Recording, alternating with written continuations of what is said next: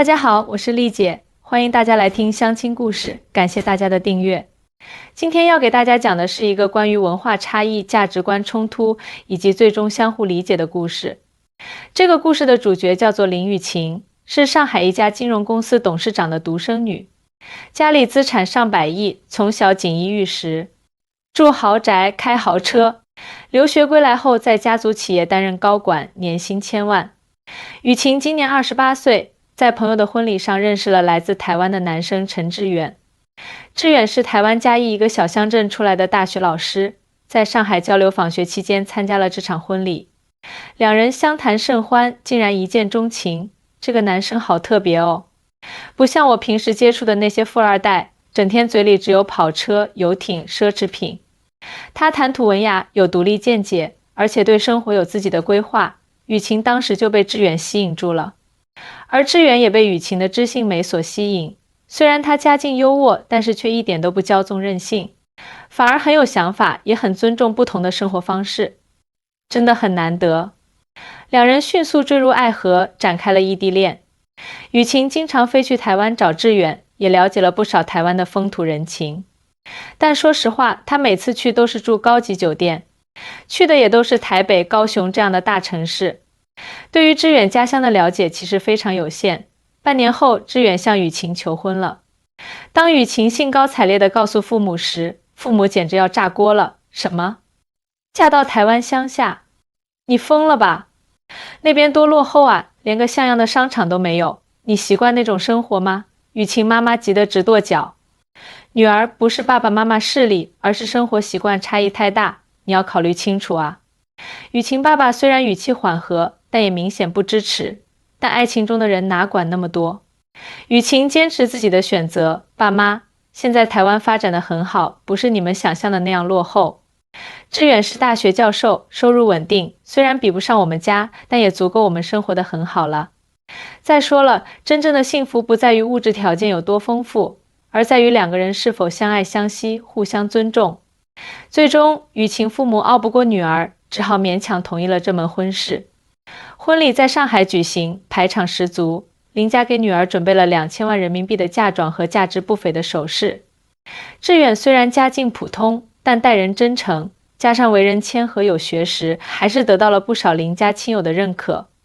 婚礼后，两人飞往台湾开始新生活。一下飞机，志远没有带雨晴去台北的豪宅区，而是直接坐高铁，然后转乘区间车，最后又坐了近1小时的公交车，才到达他的家乡，一个嘉义县的小乡镇。到了，这就是我长大的地方。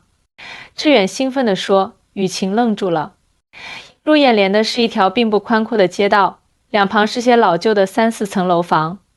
1楼开着各种小店铺，有卖卤味的、修车的小杂货店，还有几家看起来很普通的小餐厅。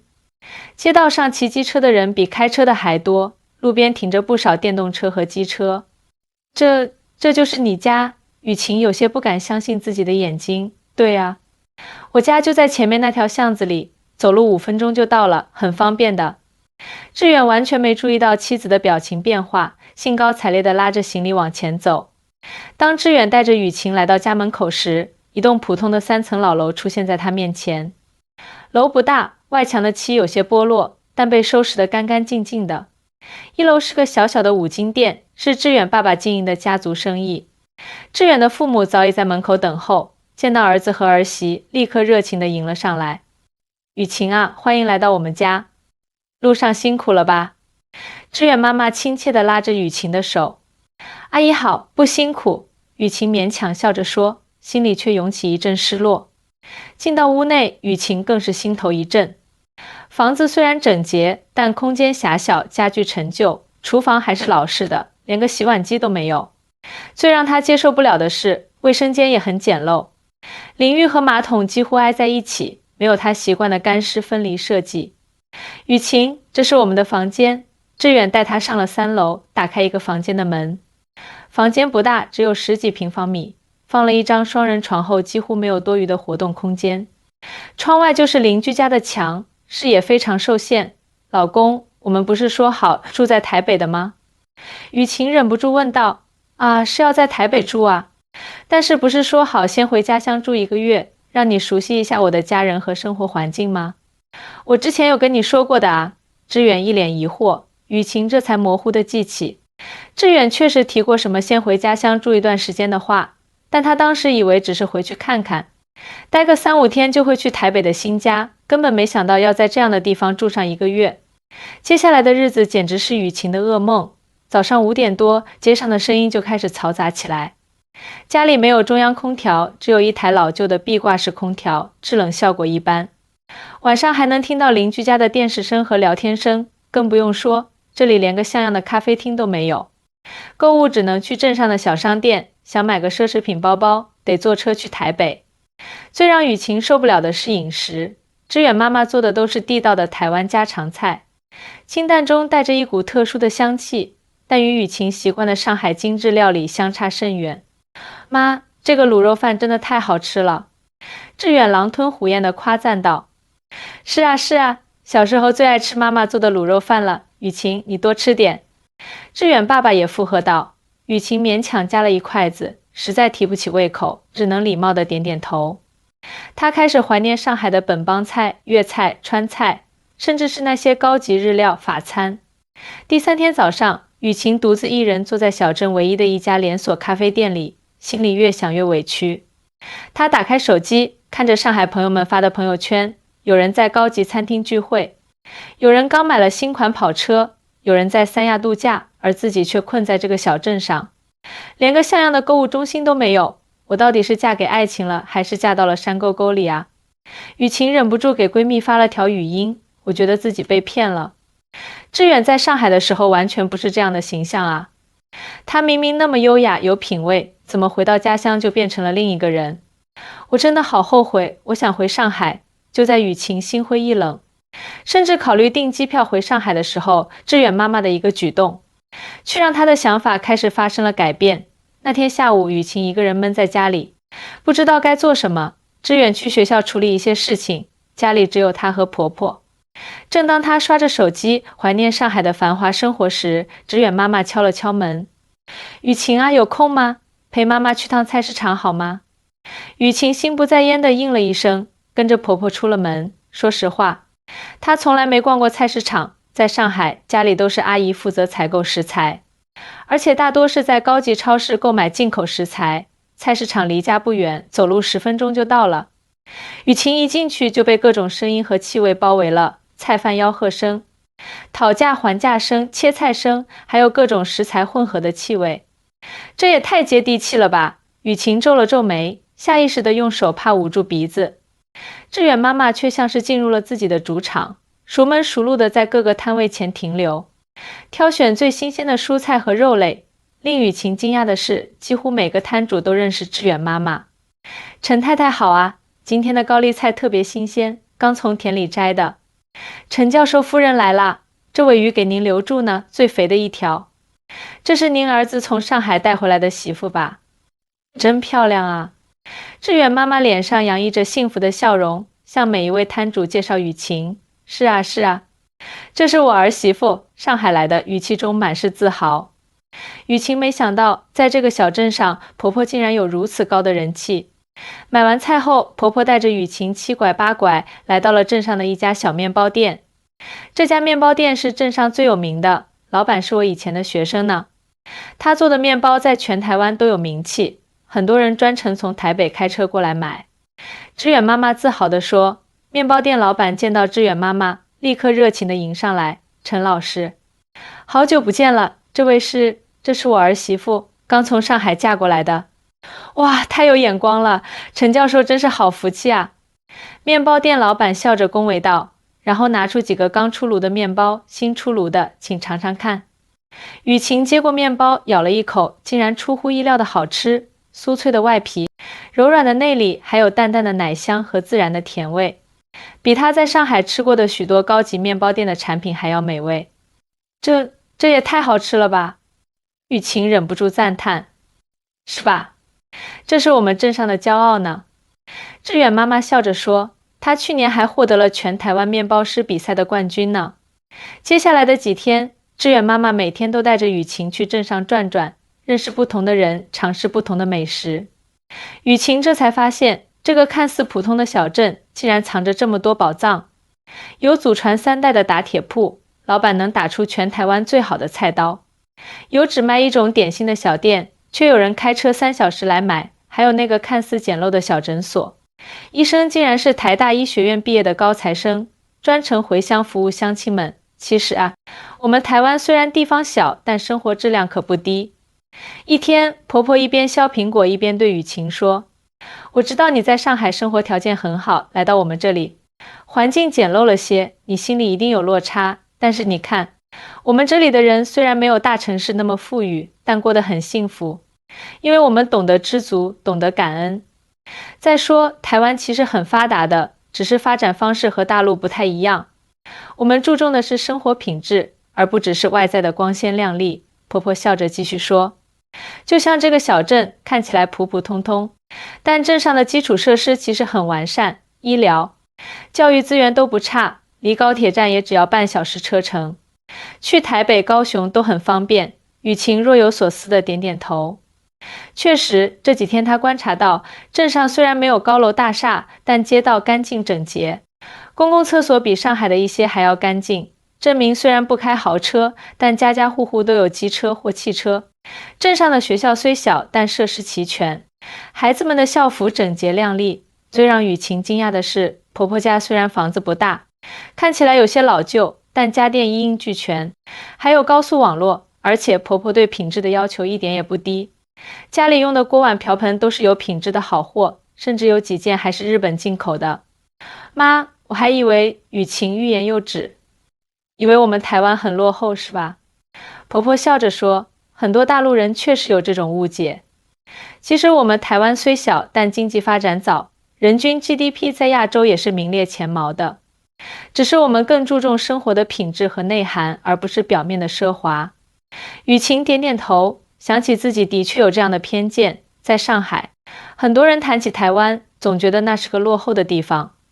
但实际接触后才发现，台湾的发展模式虽然与大陆不同，但生活品质并不低。第2周的一天，雨晴跟着婆婆去了致远的母校，镇上的小学。原来婆婆曾经是那里的老师，教了30多年书，现在退休了，但依然经常回学校做义工。陈老师来啦！学校的老师们看到婆婆都热情地打招呼，孩子们更是兴奋，一群小朋友围着婆婆转。陈奶奶，陈奶奶，今天要给我们讲故事吗？婆婆摸摸孩子们的头，慈爱地笑着。当然要讲啊！今天还带来了一位特别的客人，他是从大陆来的哦。雨晴没想到自己会成为孩子们好奇的焦点。小朋友们围着他问东问西，大陆什么样啊？上海有没有很多高楼？你们那边吃的东西和我们一样吗？雨晴耐心地回答着孩子们的问题，渐渐的，她发现自己竟然很享受这种被需要、被重视的感觉。在上海，她只是众多富二代中的一个，但在这里，她的经历和知识变得独特而珍贵。中午，婆婆在学校食堂和老师们一起吃饭，雨晴惊讶地发现，学校食堂的饭菜居然如此丰盛且健康，有各种蔬菜、肉类和水果，而且全部使用有机食材。这些蔬菜都是学校自己的有机农场种的。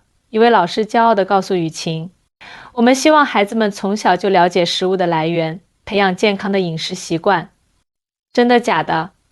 雨晴惊讶不已，就连上海的一些国际学校都没有自己的有机农场呢。放学后，婆婆带着雨晴参观了学校的各种设施。图书馆虽小，但藏书丰富，每个教室都配有电子白板和平板电脑，操场上的设施也很先进。我们台湾很重视教育，婆婆解释道，即使是乡下小学，政府和社会各界也会投入资源，确保孩子们得到良好的教育。回家路上，雨晴的心情复杂极了。她原以为自己嫁到了一个落后的地方，但这几天的所见所闻却完全颠覆了她的认知。这个小镇虽然不如上海繁华，但处处透露着对生活品质的重视和人文关怀。妈，雨晴忍不住问道，你们为什么不搬去台北住呢？致远是大学教授，你们完全负担得起台北的房子吧？婆婆笑了笑，孩子，房子只是用来住的，不是用来炫耀的。我们在这个小镇生活了几十年，有我们的朋友圈，有我们熟悉的生活方式。台北固然繁华，但生活节奏快，人情味反而淡了。再说，现在交通这么发达，志远去台北上班也就1个小时，何必为了工作搬家呢？雨晴若有所思，在上海，很多人拼命赚钱，就是为了在市中心买一套房子，哪怕面积小，价格高，也要追求所谓的地段。而婆婆却选择在环境宜人、人情味浓的小镇安居，这种生活态度让她深受触动。晚上，志远回来后，雨晴主动提出要帮婆婆做饭。虽然她从来没下过厨，但在婆婆的指导下，雨晴竟然做出了一道像样的青菜炒肉片。哇，老婆居然会做饭了！志远夸张的惊呼，惹得雨晴红了脸，去，笑话我。雨晴嗔怪道，但脸上却带着幸福的笑容。随着时间的推移，雨晴渐渐适应了小镇的生活节奏，也开始发现这里的美好。她不再整天刷手机看朋友圈，而是跟着婆婆学做台湾家常菜，学种花草，学织毛衣。没想到做家务也能这么有成就感。有一天，雨晴把自己亲手做的红烧肉端上桌，看着一家人赞不绝口的样子，她心里甜滋滋的。3周过去了，原本说好要在小镇住1个月，然后搬去台北的计划却被雨晴自己改变了。老公，我觉得我们可以再多住一段时间。一天晚上，雨晴躺在床上，小声对志远说：“真的吗？”志远惊喜地撑起身子：“你不嫌这里太乡下了？”雨晴摇摇头，刚开始是有点不适应啦，但现在感觉还挺好的。这里虽然没有上海那么繁华，但人情味很浓，大家都很真诚。而且我发现台湾其实一点都不落后，只是发展方式和价值观跟大陆不太一样。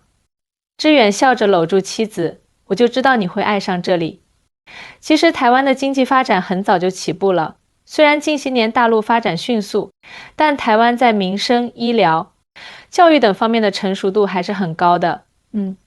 我看出来了，雨晴点点头。比如你们镇上的小学，设施比上海一些私立学校还要好，还有医疗保险制度，听妈妈说看病很方便又便宜。还有环保意识，大家都很自觉地分类垃圾，这些都是台湾社会很发达的表现。志远欣慰地看着妻子：“你能这样想，我真的很高兴。”其实当初我们认识的时候，我就担心你会不适应台湾的生活，毕竟你在上海的条件那么好。雨晴靠在丈夫肩膀上：“我现在明白了，真正的幸福不在于住多大的房子，开多贵的车，而在于内心的满足和家人的陪伴。”就这样，雨晴和志远决定长期住在小镇上。只在志远要去台北大学上课的时候，两人才去台北的公寓小住几天。1个月后，雨晴的父母坐不住了，专程从上海飞来台湾看女儿。他们本以为会看到郁郁寡欢的女儿，没想到迎接他们的却是一个容光焕发、笑容满面的雨晴：“爸妈，欢迎你们来。”雨晴热情地拥抱父母：“女儿，你看起来气色很好啊。”林妈妈打量着女儿，满脸狐疑：“当然啦，这里空气好，水好，食物新鲜，我都胖了3斤呢。”雨晴笑着说。林爸爸皱着眉头四处张望：“这就是你们住的地方？也太简陋了吧？”“爸，看起来简单，但五脏俱全啊，而且这里的邻居都特别好，左邻右舍互相照应，有什么困难大家都会帮忙。不像上海住在高档小区，邻居之间连面都见不到。”雨晴拉着父母的手：“来，我带你们去尝尝镇上最有名的小吃。”接下来的几天，雨晴像个导游一样，带着父母逛遍了小镇的各个角落，品尝地道美食，了解当地风土人情。他还特意安排父母去民宿住了2晚，体验台湾乡村的宁静与美好。你们看，这家民宿的主人是个从台北回乡创业的年轻人，他把老宅子改造成了这么漂亮的民宿，还种了一大片有机蔬菜，推广健康生活理念。这在台湾很常见，很多年轻人选择回乡发展，追求更有意义的生活方式。雨晴骄傲地介绍道。林妈妈不得不承认，女儿说的有道理，确实，这里虽然没有大城市那么繁华，但生活品质并不低。我看台湾这边注重的是慢生活、重品质，跟大陆的快节奏发展模式不太一样。对啊，雨晴兴奋地说。在上海，大家追求的是更高的物质条件，拼命工作就为了买更大的房子，开更好的车。但却忽略了生活本身的乐趣。而在这里，人们更看重生活品质和心灵满足。林爸爸沉思片刻，点点头，看来女儿是真的喜欢上这里的生活了。志远这孩子虽然条件一般，但人品好，对你也好，这比什么都重要。几天后，林爸爸突然提出要买一块地，在镇上建一栋漂亮的小洋房送给女儿和女婿。不用了吧？雨晴坚决地拒绝了。我和志远商量好了，我们要靠自己的能力生活。我们已经在镇上看中了一块地，准备贷款盖一栋小房子，既有本地特色，又融入一些现代元素。林爸爸感到惊讶又欣慰，女儿，你真的变了，变得更独立，更懂事了。是啊，我想通了。雨晴笑着说，与其花大钱买奢侈品，不如把钱用在真正有意义的事情上。我准备用我的一部分积蓄，在镇上开一家属于自己的小店，卖一些上海的特色小吃和手工艺品，也算是为两地文化交流做点贡献。林爸爸、林妈妈对视一眼，都从对方眼中看到了欣慰。他们的女儿真的长大了，不再是那个只知道挥霍享乐的富家千金了。临走前，林爸爸塞给女儿一张银行卡，这是爸爸妈妈的一点心意，不多，就100万，算是对你创业的支持。雨晴接过卡，眼眶湿润，谢谢爸妈，我一定会好好利用这笔钱，让它发挥最大的价值。送走父母后，雨晴更加积极地融入当地生活。她参加了镇上的妇女协会，跟着当地妇女学习传统手工艺。她还利用自己在金融方面的专业知识，为镇上的小企业主提供免费的财务咨询。天啊，没想到小雨晴居然这么能干。镇上的阿姨婶婶们都对这个来自大陆的大小姐另眼相看了。半年后，雨晴的小店开业了，店名叫沪台琴，主打上海特色小吃和台湾本地美食的结合创新。比如她研发了生煎汤包，用台湾特有的茶叶入馅，香气四溢。还有葱油饼加红烧肉，将上海的红烧肉加在台湾的葱油饼中，创造出新的美食体验。哇，这也太好吃了吧！第一批顾客尝过之后都赞不绝口。雨晴的小店很快在当地走红，甚至吸引了不少台北的吃货专程驱车前来。1个月后，镇上的电视台来采访这位上海媳妇，报道她如何将两地美食文化融合创新的故事。其实我想说的是，无论是大陆还是台湾，我们都是一家人，都有各自的优势和特色。雨晴在采访中说道，大陆发展迅速，充满活力，台湾则注重生活品质和人文关怀。如果我们能取长补短，相互学习，那么生活一定会更加美好。采访播出后引起了很大反响，不少台湾人表示，通过雨晴的故事，他们对大陆有了更全面的认识。也有大陆游客慕名而来，希望体验台湾小镇的慢生活和人情味。1年后的今天，雨晴和志远已经在小镇扎下了根，他们的新房子建好了。虽然不如上海的豪宅气派，但设计精巧，处处体现着两人对生活的理解和追求。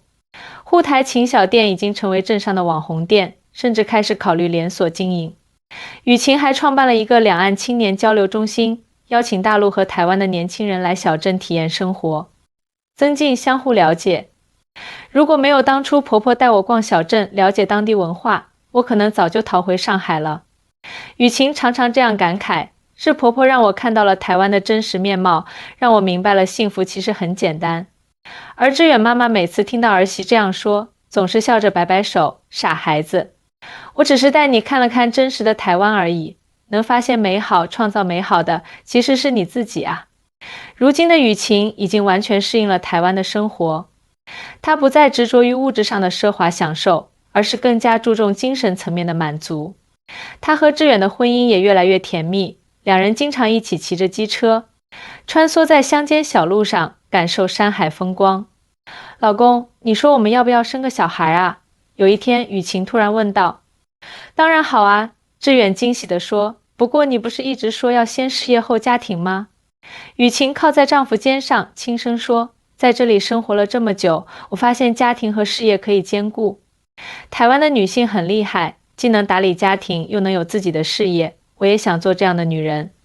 志远紧紧抱住妻子，我真的很幸运，能娶到你这样的女孩。谢谢你愿意为我改变，适应这里的生活。傻瓜，雨晴亲了亲丈夫的脸颊，我才要谢谢你，带我看到了不一样的世界。现在的我比在上海时快乐多了。听完这个故事，大家可能会有所感触。